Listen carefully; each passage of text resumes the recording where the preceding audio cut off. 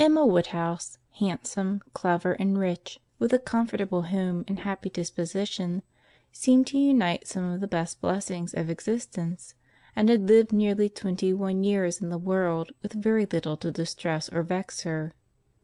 She was the youngest of the 2 daughters of a most affectionate, indulgent father, and had, in consequence of her sister's marriage, been mistress of his house from a very early period. Her mother had died too long ago for her to have more than an indistinct remembrance of her caresses, and her place had been supplied by an excellent woman as governess, who had fallen little short of a mother in affection. 16 years had Miss Taylor been in Mr. Woodhouse's family, less as a governess than a friend, very fond of both daughters, but particularly of Emma. Between them it was more the intimacy of sisters. Even before Miss Taylor had ceased to hold the nominal office of governess, the mildness of her temper had hardly allowed her to impose any restraint, and the shadow of authority being now long passed away, they had been living together as friend and friend, very mutually attached, and Emma doing just what she liked, highly esteeming Miss Taylor's judgment, but directed chiefly by her own. The real evils, indeed, of Emma's situation were the power of having rather too much her own way, and a disposition to think a little too well of herself. These were the disadvantages which threatened alloy to her many enjoyments. The danger, however, was at present so unperceived that they did not by any means rank as misfortunes with her. Sorrow came, a gentle sorrow, but not at all in the shape of any disagreeable consciousness. Miss Taylor married. It was Miss Taylor's loss which first brought grief. It was on the wedding day of this beloved friend that Emma first sat in mournful thought of any continuance. The wedding over, and the bride people gone, her father and herself were left to dine together, with no prospect of a third to cheer a long evening. Her father composed himself to sleep after dinner, as usual, and she had then only to sit and think of what she had lost. The event had every promise of happiness for her friend. Mr. Weston was a man of unexceptionable character, easy fortune, suitable age, and pleasant manners, and there was some satisfaction in considering with what self-denying, generous friendship she had always wished and promoted the match. But it was a black morning's work for her. The want of Miss Taylor would be felt every hour of every day. She recalled her past kindness, the kindness, the affection of 16 years, how she had taught and how she had played with her from 5 years old, how she had devoted all her powers to attach and amuse her in health, and how nursed her through the various illnesses of childhood. A large debt of gratitude was owing here, but the intercourse of the last 7 years, the equal footing and perfect unreserve which had soon followed Isabella's marriage, on their being left to each other, was yet a dearer, tenderer recollection. She had been a friend and companion such as few possessed, intelligent, well informed, useful, gentle, knowing all the ways of the family, interested in all its concerns, and peculiarly interested in herself, in every pleasure, every scheme of hers, one to whom she could speak every thought as it arose, and who had such an affection for her as could never find fault. How was she to bear the change? It was true that her friend was going only half a mile from them, but Emma was aware that great must be the difference between a Mrs. Weston, only half a mile from them, and a Miss Taylor in the house. And with all her advantages, natural and domestic, she was now in great danger of suffering from intellectual solitude. She dearly loved her father, but he was no companion for her. He could not meet her in conversation, rational or playful. The evil of the actual disparity in their ages, and Mr. Woodhouse had not married early, was much increased by his constitution and habits, for having been a valetudinarian all his life, without activity of mind or body, he was a much older man in ways than in years, and though everywhere beloved for the friendliness of his heart and his amiable temper, his talents could not have recommended him at any time. Her sister, though comparatively but little removed by matrimony, being settled in London, only 16 miles off, was much beyond her daily reach, and many a long October and November evening must be struggled through at Hartfield before Christmas brought the next visit from Isabella and her husband and their little children, to fill the house and give her pleasant society again. Highbury, the large and populous village, almost amounting to a town, to which Hartfield, in spite of its separate lawn and shrubberies and name, did really belong, afforded her no equals. The Woodhouses were first in consequence there. All looked up to them. She had many acquaintances in the place, for her father was universally civil, but not one among them who could be accepted in lieu of Miss Taylor for even half a day. It was a melancholy change, and Emma could not but sigh over it and wish for impossible things, till her father awoke and made it necessary to be cheerful. His spirits required support. He was a nervous man, easily depressed, fond of everybody that he was used to, and hating to part with them, hating change of every kind. Matrimony, as the origin of change, was always disagreeable, and he was by no means yet reconciled to his own daughter's marrying, nor could ever speak of her but with compassion, though it had been entirely a match of affection, when he was now obliged to part with Miss Taylor too, and from his habits of gentle selfishness, and of being never able to suppose that other people could feel differently from himself, he was very much disposed to think Miss Taylor had done as sad a thing for herself as for them, and would have been a great deal happier if she had spent all the rest of her life at Hartfield. Emma smiled and chatted as cheerfully as she could, to keep him from such thoughts, but when tea came it was impossible for him not to say exactly as he had said at dinner. "Poor Miss Taylor! I wish she were here again. What a pity it is that Mr. Weston ever thought of her!" "I cannot agree with you, papa. You know I cannot. Mr. Weston is such a good-humoured, pleasant, excellent man, that he thoroughly deserves a good wife. And you would not have had Miss Taylor live with us for ever, and bear all my odd humours, when she might have had a house of her own?" "A house of her own? But where is the advantage of a house of her own? This is 3 times as large, and you have never any odd humours, my dear." "How often we shall be going to see them, and they coming to see us! We shall be always meeting. We must begin. We must go and pay a wedding visit very soon." "My dear, how am I to get so far? Randalls is such a distance. I could not walk half so far." "No, papa, nobody thought of your walking. We must go in the carriage, to be sure." "The carriage? But James will not like to put the horses to for such a little way. And where are the poor horses to be while we are paying our visit?" "They are to be put into Mr. Weston's stable, papa. You know we have settled all that already. We talked it all over with Mr. Weston last night. And as for James, you may be very sure he will always like going to Randalls, because of his daughter's being housemaid there.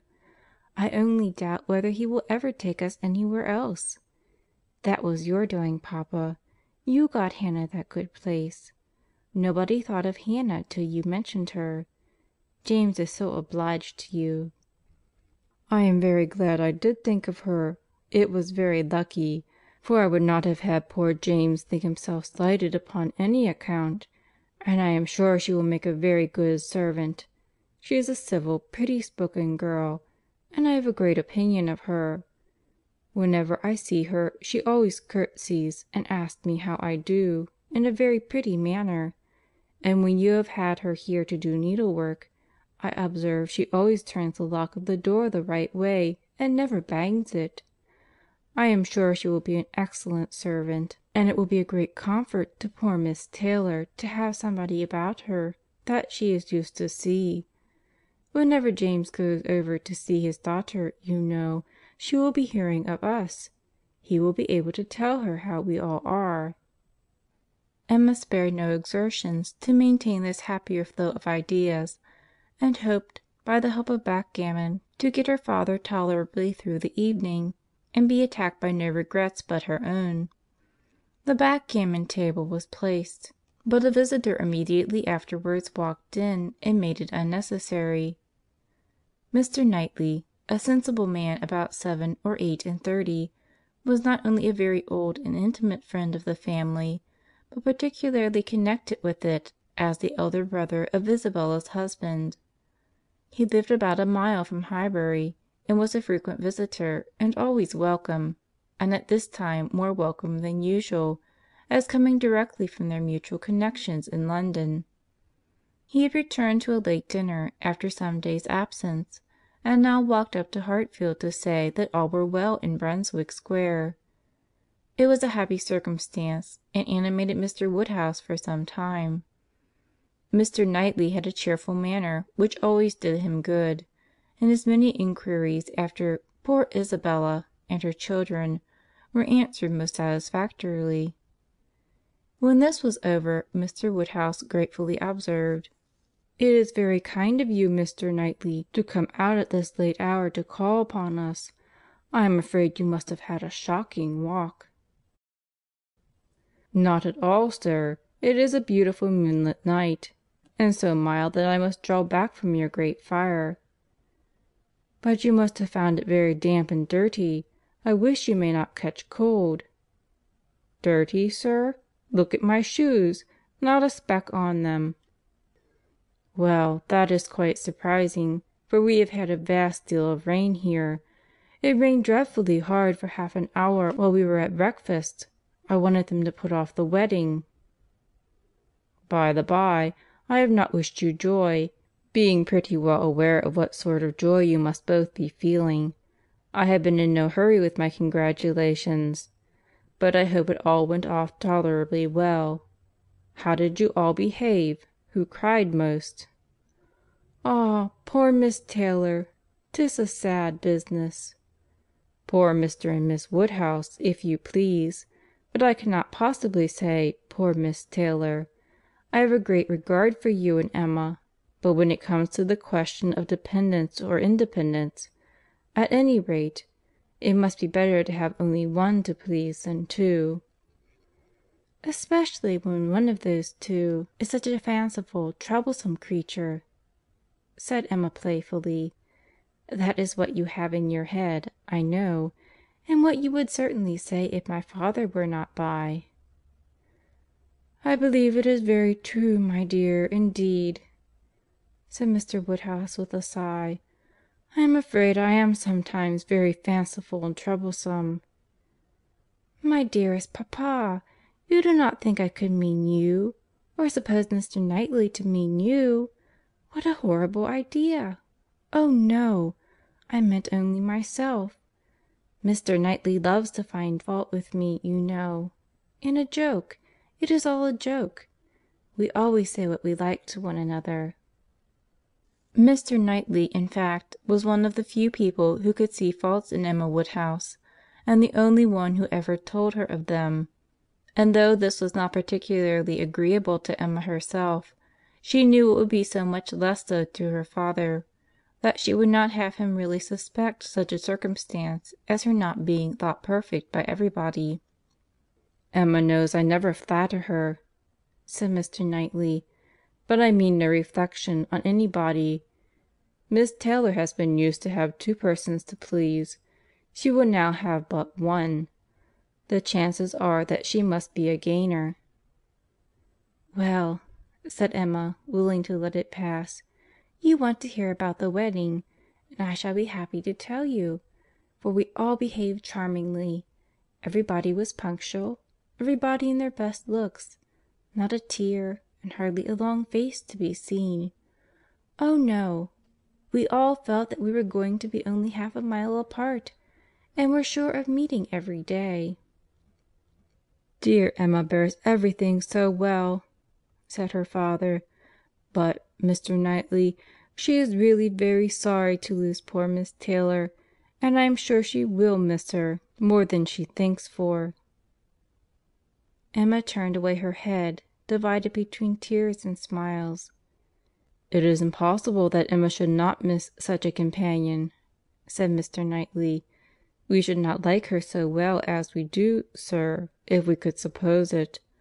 But she knows how much the marriage is to Miss Taylor's advantage. She knows how very acceptable it must be, at Miss Taylor's time of life, to be settled in a home of her own, and how important to her to be secure of a comfortable provision, and therefore could not allow herself to feel so much pain as pleasure. Every friend of Miss Taylor must be glad to have her so happily married." "And you have forgotten one matter of joy to me," said Emma, "and a very considerable one, that I made the match myself. I made the match, you know, 4 years ago, and to have it take place, and be proved in the right, when so many people said Mr. Weston would never marry again, may comfort me for anything." Mr. Knightley shook his head at her. Her father fondly repeated, "Ah, my dear, I wish you would not make matches and foretell things, for whatever you say always comes to pass. Pray do not make any more matches." "I promise you to make none for myself, papa, but I must indeed for other people. It is the greatest amusement in the world. And after such a success, you know. Everybody said that Mr. Weston would never marry again. Oh dear, no. Mr. Weston, who had been a widower so long, and who seemed so perfectly comfortable without a wife, so constantly occupied either in his business in town or among his friends here, always acceptable wherever he went, always cheerful. Mr. Weston need not spend a single evening in the year alone, if he did not like it. Oh no! Mr. Weston certainly would never marry again. Some people even talked of a promise to his wife on her deathbed, and others of the son and the uncle not letting him. All manner of solemn nonsense was talked on the subject, but I believed none of it. Ever since the day, about 4 years ago, that Miss Taylor and I met with him in Broadway Lane, when, because it began to drizzle, he darted away with so much gallantry, and borrowed 2 umbrellas for us from Farmer Mitchell's, I made up my mind on the subject. I planned the match from that hour, and when such success had blessed me in this instance, dear papa, you cannot think that I shall leave off match making." "I do not understand what you mean by success," said Mr. Knightley. "Success supposes endeavour. Your time has been properly and delicately spent. If you have been endeavouring for the last 4 years to bring about this marriage, a worthy employment for a young lady's mind. But if what I rather imagine, your making the match, as you call it, means only your planning it, your saying to yourself one idle day, 'I think it would be a very good thing for Miss Taylor if Mr. Weston were to marry her,' and saying it again to yourself every now and then afterwards, 'Why do you talk of success? Where is your merit? What are you proud of?' You made a lucky guess, and that is all that can be said."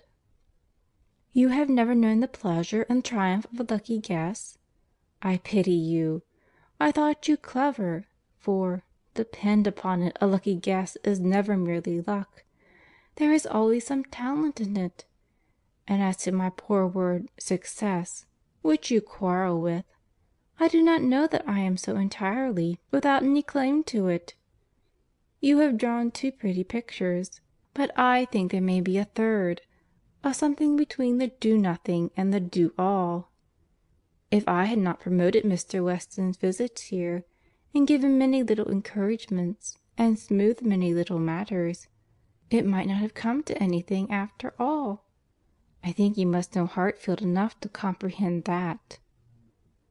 "A straightforward, open-hearted man like Weston, and a rational, unaffected woman like Miss Taylor, may be safely left to manage their own concerns. You are more likely to have done harm to yourself than good to them, by interference. "Emma never thinks of herself if she can do good to others," rejoined Mr. Woodhouse, understanding but in part. "But, my dear, pray do not make any more matches. They are silly things, and break up one's family circle grievously." "Only one more, papa, only for Mr. Elton. Poor Mr. Elton! You like Mr. Elton, papa. I must look about for a wife for him. There is nobody in Highbury who deserves him, and he has been here a whole year, and has fitted up his house so comfortably, that it would be a shame to have him single any longer. And I thought when he was joining their hands to day, he looked so very much as if he would like to have the same kind of office done for him. I think very well of Mr. Elton, and this is the only way I have of doing him a service." "Mr. Elton is a very pretty young man, to be sure, and a very good young man, and I have a great regard for him. But if you want to show him any attention, my dear, ask him to come and dine with us some day. That will be a much better thing. I dare say Mr. Knightley will be so kind as to meet him." "With a great deal of pleasure, sir. At any time," said Mr. Knightley, laughing. "And I agree with you entirely, that it will be a much better thing. Invite him to dinner, Emma, and help him to the best of the fish and the chicken, but leave him to choose his own wife. Depend upon it, a man of 6 or 7 and 20 can take care of himself."